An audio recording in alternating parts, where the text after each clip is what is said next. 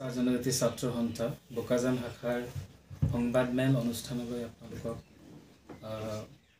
welcome জনাইছোঁ আৰু আমি জনাব বিচাৰিছোঁ আপোনালোকক যে লাহৰীজান বাগানৰ যি লাহৰীজান আৰু নিৰ্মল কুমাৰ বাগানৰ যি সমস্যা যোৱা বছৰ ধৰি সমাধান হোৱা নাই এই সংক্ৰান্তত আমি আমাৰ কাৰ্বি আংলং জিলা প্ৰশাসনক কাৰ্বি আংলং জিলাৰ মুখ্য কাৰ্যবাহী সদস্য ডক্টৰ তুলিৰাম ৰহাং ডাঙৰীয়াক অসমৰ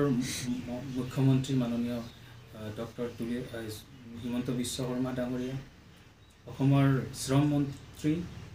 সঞ্জয় কিষাণ ডাঙৰীয়াকো আমি বহুবাৰ অৱগত কৰিছোঁ কিন্তু দুৰ্ভাগ্যজনকভাৱে আজি পৰ্যন্ত এই বাগানৰ যি সীমা বিবাদৰ সমস্যা চলি আছে ইয়াৰ সমাধান হোৱা নাই যাৰ ফলত শ্ৰমিকসকলে যি তেওঁলোকৰ প্ৰাপ্য পাবলগীয়া দৰমহা তেওঁলোকৰ PF পইচা তেওঁলোকৰ মেডিকেল ফেচিলিটি সকলো ধৰণৰ মানে সুবিধাৰ পৰা তেওঁলোক বঞ্চিত হৈ আহিছে আৰু এই যোৱা কেইদিনমানৰ সময়ত আমি দেখিবলৈ পাইছোঁ যে লাহৰীজান বাগানত দুইজন মালিকে নিজৰ ফালৰ পৰা তেওঁলোকে মাটিবিলাক বিক্ৰী কৰিব লৈছে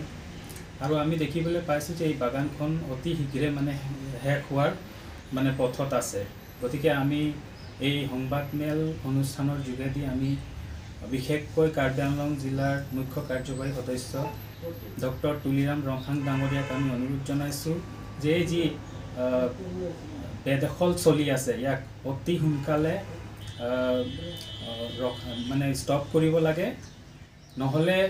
শ্ৰমিক ৰাইজৰ হৈ আমি ATTSA অহা দিনবিলাকত তীব্ৰ কাৰ্যসূচী ল'বলৈ আমি বাধ্য হ'ম